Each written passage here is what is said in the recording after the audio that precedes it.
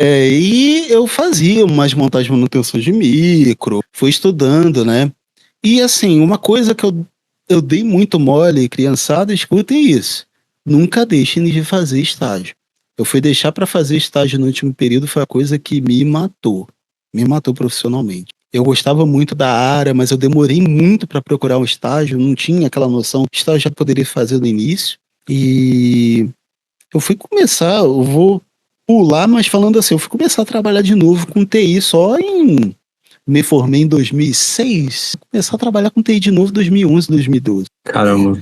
Então foi muito trash pra mim, né? Eu com 600 conto no bolso, sem porra nenhuma na vida, cara, agora vai dar ou não vai? Eu vou pra São Paulo e se der errado, vou virar mendigo. Dane-se. Com esse pensamento mesmo? Caramba. Coragem. Com esse pensamento.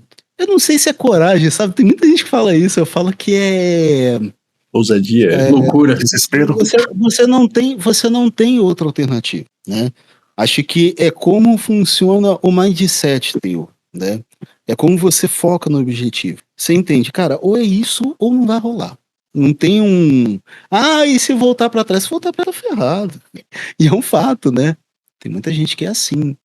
Então, quando eu vim pra cá, eu já tava com várias entrevistas. Esse irmão ofereceu a casa dele para ficar um tempo, né? Até a história ela, não, mora aí um mês, que era uma república, né?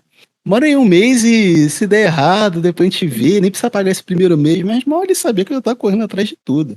Lembro que foi assim, segunda-feira fiz a entrevista, terça-feira fiz outra, quarta-feira foi uma folga, quinta-feira fui contratado. Ô, bem. Fiquei 4 dias em São Paulo até ser contratado. Com 600 Que reais. bom, hein? E foi a primeira vez que eu ganhei um salário que era digno pra área. Que eu falo assim, né? Porque eu tava acostumado com o salário mínimo. Na época era. Na época era o quê? 300 reais? Isso é complicado. E assim, graças a Deus deu certo. Né? Aquela coisa que a gente fala também, um vanessa de Deus aí no meio, não é só ativo, não tem. Concordo.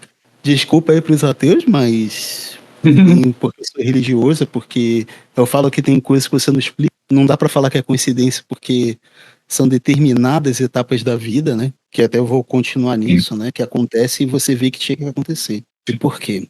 Quando eu entrei nessa empresa, um mês depois o meu pai faleceu no Rio. E, tipo, é uma coisa que ficou marcada no meu coração, porque eu meio que queria falar pro meu pai, né? Meu amigão, porra, pai, finalmente consegui. E isso foi. Matou um pouco, né? Matou um pouco. Mas faz parte. Eu sei que ele ficaria feliz. Isso que importa. Ele sabe, ele sabe. Ele sabe. Sem sombra de dúvidas, ele sabe. Tem orgulho pra caramba, pô. E, assim, no desespero dessa, né? Logo em seguida, o Felipe me chama para trabalhar numa outra empresa, ele é o pau numa empresa de startup. O Felipe me trouxe e eu falo assim, a vaga era muito boa. Eu falo que o nosso... A vaga era muito boa. Querido. A área era muito boa. Os parceiros eram muito bons. O gestor era muito bom. Não, mas esse é o detalhe. Essa é a cereja do bolo. O Sérgio. Infelizmente, esse puto faleceu. Ele era muito escroto. Mas ao mesmo Demais. tempo ele tinha exatamente o nosso pensamento. E eu falo assim, eu falo de coração. Ele funcionou pra mim praticamente como se fosse o meu pai. Porque eu lembro que o meu pai brigava muito, o Sérgio era a mesma coisa. E era briga na ideia, que era mais engraçado ainda. Era, não, mas você é um cuzão, você tá errado. E era uma discussão muito legal, né? Cara, uma calorada. Era de outro mundo, cara. Fazia discussões, tipo, no meio das bancadas, né, de trabalho, tinha o jurídico, o financeiro, tudo ali com a gente, né, no galpão.